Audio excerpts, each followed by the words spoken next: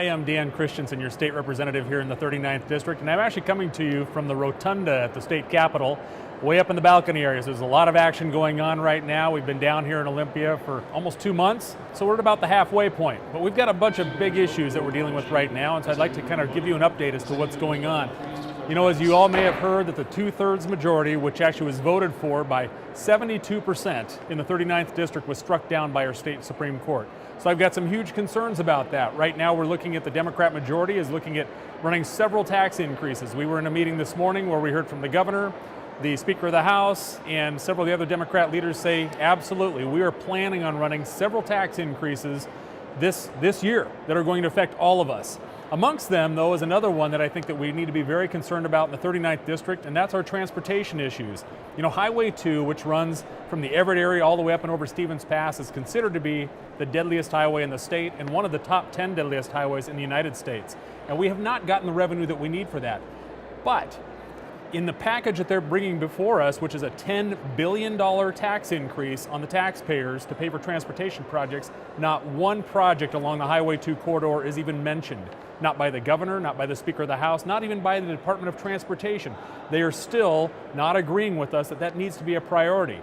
Let me give you a little example of some of the taxes that they are looking at us actually having to absorb. A 10-cent per gallon gas tax. Did you know that right now we're only 1 cent behind the national highest gas tax in the country? We're ranked number 2. If we get a 10-cent gas increase, that would put us 9 cents higher than any other state in the United States. Another issue that's coming up is they want a $40 license fee. They also want to add $150 to every $10,000 of value of your car to your tabs. I seem to remember, what was it, Initiative 695? I remember pre-695 hearing from a lot of people saying, I'm paying $500, $600, $700 a year just to put tabs on my car. What this tax would do is it would put us back into that pre-695 era. The other thing too about that is not all that money even goes into transportation projects. Same problem we had back before Initiative 695. So it's something else we need to be concerned about. There's going to be added weight fees.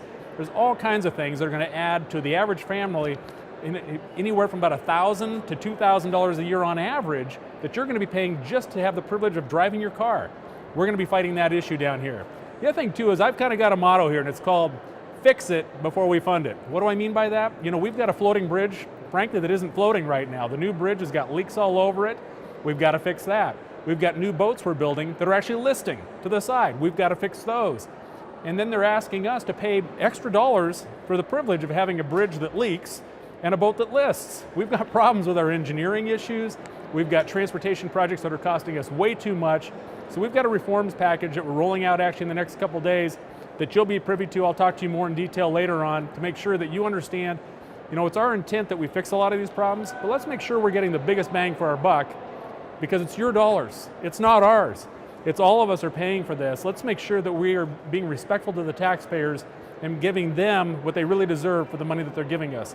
Again, I'm Dan Christiansen. I'll be giving you some more updates as we get deeper into session. Thanks again for tuning in. And for me to be effective, I need to hear from you. Please feel free to contact me. The number's on the screen. I look forward to hearing from you. Take care.